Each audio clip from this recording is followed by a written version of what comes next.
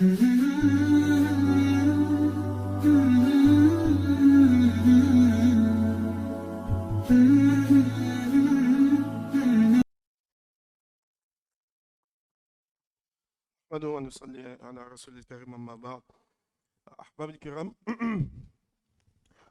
on vit une époque très très étrange où les choses qui sont à la mode, c'est la stupidité, la débauche.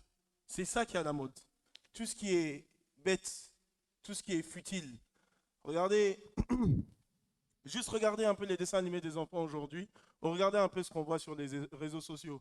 Imaginez qu'on vit une époque, avec tous les respects que j'ai pour le frère dont je vais parler, je le respecte parce que c'est un musulman, où quelqu'un il peut devenir millionnaire juste en faisant ça. Il fait ça et il est devenu millionnaire. C'est cette époque qu'on vit. C'est-à-dire, on vit une époque où toutes les valeurs sont inversées. Toutes les valeurs sont inversées. Quelqu'un, il se lève, il dit, je me sens papillon. Ça y est, ça passe. Ça passe. Tu vois, ma nièce, elle m'expliquait que dans sa classe, il y a quelqu'un qui dit, je me sens dragon. Et il vient à l'école habillé comme un dragon.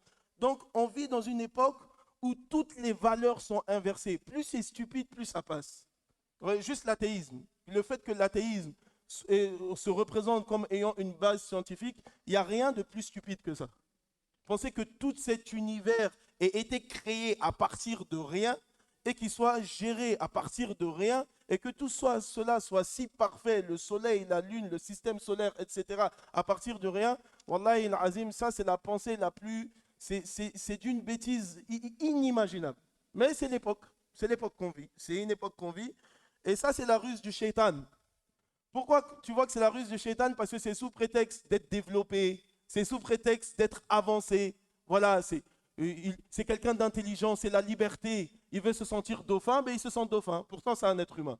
Subhanallah. Ça, c'est la ruse de shaitan. Donc, mes chers frères, celui qui est sérieux aujourd'hui dans cette religion, il est vu comme étrange. À l'époque de la débauche, à l'époque où la nudité, se mettre tout nu, c'est ça qui est à la mode.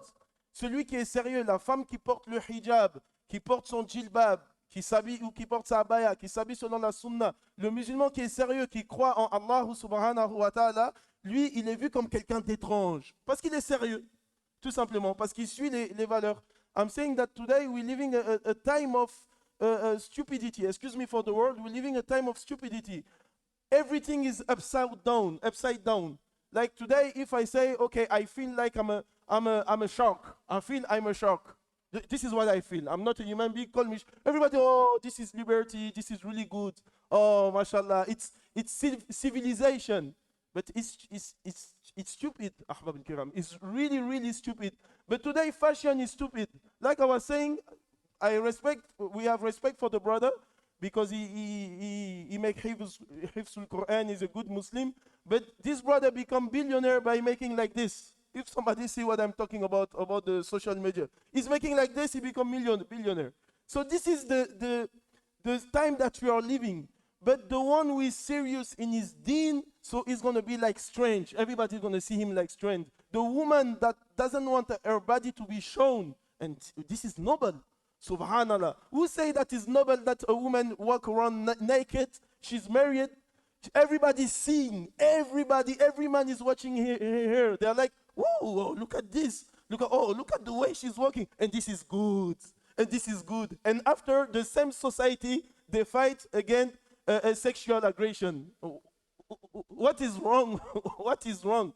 No. So today they want to be stuck in his deen. Celui qui va être dans sa religion, il va être vu comme étrange. Il va être vu comme étrange. Si les musulmans, ils restent dans leur religion, Allah, il va donner izza à l'islam. Il va faire triompher l'islam et Allah, il va guider les non-musulmans. Mais si les musulmans, ils lâchent, de toute façon, l'islam, il va gagner. Le musulman qui lâche, il va juste perdre dunya et akhira. Allah, il va le châtier dans dunya et akhira. Et il va perdre le paradis. Le paradis que le prophète alayhi salam nous a décrit dans le hadith sahih, Allah subhanahu wa ta'ala, il a créé ce paradis sur 100 étages. Et imaginez que le premier étage, Allah, il a fait, tout est en argent, pardon. Les routes sont en argent, les châteaux sont en argent. Le hadith, il est rapporté chez Muslim et chez bien d'autres même, rahmatullah alayhi. Et le deuxième étage, Allah, il a fait, tout est en or. Et le troisième étage, Allah, il a fait, tout est en diamant. Et le reste, il n'y a que Allah qui sait. Et le dernier au paradis, ça va lui prendre 2000 ans pour finir son royaume. Mes chers frères, il faut un peu lutter pour avoir ça, you know. So, celui qui délaisse Allah, il nous a prévenu, il nous a dit, Allah bikoum, avant de venir. Qalou bala, on a dit bien sûr. Allah, il a dit, c'est qui votre maître? C'est mes lois, moi, que vous allez suivre ou vous allez vous faire influencer par la société? On a dit oui. Dans Arbab el-Kiram, il faut être fier de cette religion. We got to be proud of Islam. We should not be affected by what people are thinking. We should not be affected because the society today is going against Islam. We should be proud of Islam. I remember my father, Rahmatullah alayhi, may Allah illuminate his grave. Say Amin. Qu'Allah illumine sa tombe. He used to wear, you know, that sunnah clothes. This is from him. This is from him. He used to wear that, and he used to work with non-Muslim. He used to work with friends in comment on appelle ça? I forget the word. Diplomacy, like diplomacy. He used to work in that. So he used to meet big people, mashallah, like president and stuff, always wearing his sunnah dress. And one day his boss told him, one of his boss, how do you wear that? And I remember he got harsh on his boss. Because why? He was proud. He was too proud even to dress like them. Too proud. He was so proud.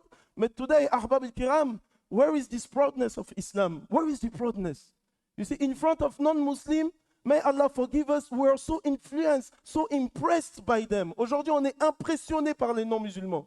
On est impressionné, on veut s'habiller comme eux. On veut les ressembler. Alors que, subhanallah, c'est des ignorants. Allah subhanahu wa ta'ala, il dit, Ya ayyuhallazina amanu, man yartadda minkum an dinihi, fasawfa ya'ti Allahu biqawm, yuhibbuhum wa yuhibbunahu, azillatin ala al-mu'minin, a'izzatin ala al-kafirin. Allah, il dit, si vous délaissez cette religion, vous reculez parce que vous avez peur, tu enlèves ton hijab parce que tu as peur de ce que les gens pensent, tu délaisses ta prière parce que tu as peur de ce que ton patron va dire. Allah, il dit, si vous délaissez cette religion, Allah, il va ramener un peuple, c'est-à-dire d'autres gens vont se convertir à l'islam et nous, on va dégager. Et c'est ce qui se passe. Tu vois des Canadiens, des Péruviens, des Vénézuéliens, des Brésiliens, des Français qui rentrent en l'islam. Pendant que nous, on lâche, Allah, il va les ramener. Et Allah, il dit, ce peuple qui va ramener, Allah, il les aime et eux, ils aiment Allah. Wallah, je me rappelle à Paris, à Argenteuil, l'imam qui nous faisait le khutbah dans un arabe fosha, masha'Allah. Toute la salle était scotchée. Un Français de pure souche. Un Benoît ou bien un Bernard. Donc si nous, cette religion, on n'en est pas fiers, on ne prend pas soin, Wallah, Allah, il va nous dégager. Il va ramener les non-musulmans, les mêmes qui critiquent le prophète, etc. Allah, il va les guider. Allah, il va les guider. Énormément d'entre eux, Allah, il va les guider. N'oubliez pas que Khalid ibn al-Walid, qui porte le nom de cette mosquée, à la base, c'était l'un des pires ennemis du prophète, alayhi salam. Il a tué près de 70 compagnons. Allah, il a guidé. Omar ibn al-Khattab, il s'est levé pour aller tuer le prophète. Allah, il a guidé. Donc, tous ces gens-là qui sont contre l'islam, il y a un moment où il va venir, où Allah, il va les guider. Mais tout ça, là, c'est un test pour nous, pour savoir si on aime Allah, si on va tenir. Et si... Mes chers frères, on recule, on a honte de notre religion, tu as honte du salam alaikum, tu as honte de ta barbe, tu as honte de la sunna. Eux, ils n'ont pas honte. Leurs femmes, elles n'ont pas honte de s'habiller toutes nues. Subhanallah, la dernière fois, je suis allé ouvrir un compte bancaire. Voilà, juste comment elle est habillée, c'est ahwal. Tu te dis, mais je suis venu ouvrir un compte ou je suis venu prendre des services de ce que vous savez? Je ne comprends pas. Si eux, ils n'ont pas honte de la débauche et du façade, they are not shame. To say I am atheist, that is totally dumb. They are not shamed to be naked. Why are we going to be ashamed of our religion? I don't understand. Why are we going to be shamed? And if we leave this religion, Allah says in Surah Al-Ma'idah, Wallah, you're going to see non-Muslims, they're going to enter in Islam. And Allah going to make Islam triumph by them. Triumph by them, for sure. If Muslims are playing with their deen, my dear brother, this religion is the most important thing we have. Allah is the most important thing every one of us have.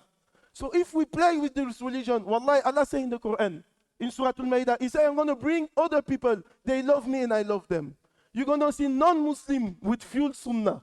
And that's happened, like I was saying, in France, in Paris, the imam that used to give us khutbah in Arabic Fosha, pure Arabic Fosha, is a French native. And everybody was watching him like this. The way he's tajweed, the way he knows fiqh, the way he knows din. So Allah doesn't need us. We need Allah subhanahu wa ta'ala. Allah doesn't need us. We all need Allah.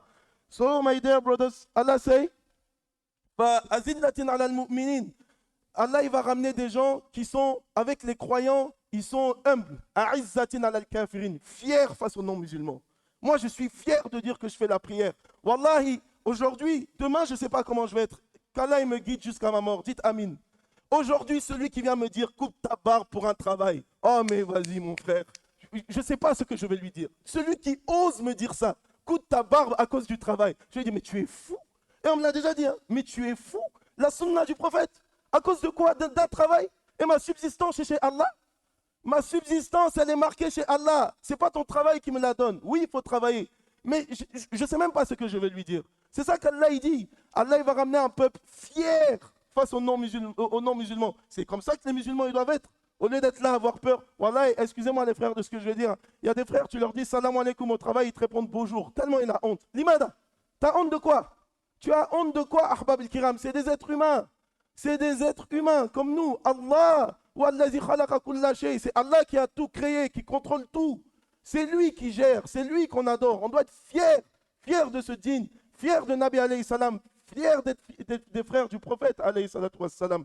Donc Allah il dit, ils vont être, excusez-moi, je vise personne ici, hein, je vise personne, juste j'exprime le khutbah, je ne vise personne ici, à travers mes paroles. Si je dis des choses vexantes, des fois, des gens qui peuvent se sentir blessés, je m'excuse d'avance. Mais ce que je dis, Allah il dit qu'il va ramener des gens fiers face aux koufars, a'izzatin ala al-kafirin, azillatin ala al-mu'minin avant. Donc, tout face aux croyants. Aujourd'hui, Ahbab al-Kiram, nous, c'est le contraire. C'est le contraire. Regardez comment on est face aux koufars. Regardez comment le monde musulman il est face aux koufars, comment on est couché face à eux. Et regardez comment on est entre musulmans. C'est pour ça qu'ils se permettent de nous, on est 2 milliards, hein, ils se permettent de nous faire ce qu'ils veulent. Ils se permettent de nous faire ce qu'ils veulent. Et le prophète alayhi salam l'avait dit dans un hadith authentique. À la fin des temps, ils vont s'appeler pour manger l'islam. Comment on s'appelle? Viens, il y a le couscous. Viens manger. C'est comme ça qu'ils vont s'appeler pour manger l'islam. Viens, il y a le tchep. Viens manger. Viens, il y a le mafé. Viens manger. Il y a le biryani. At the end of time, Nabi alayhi salam say, non-Muslim, they're going to call each other to eat us. To eat us like you call, yo, Omar Bay, come eat biryani. This is how they're going to eat Islam. Because why? We are shy.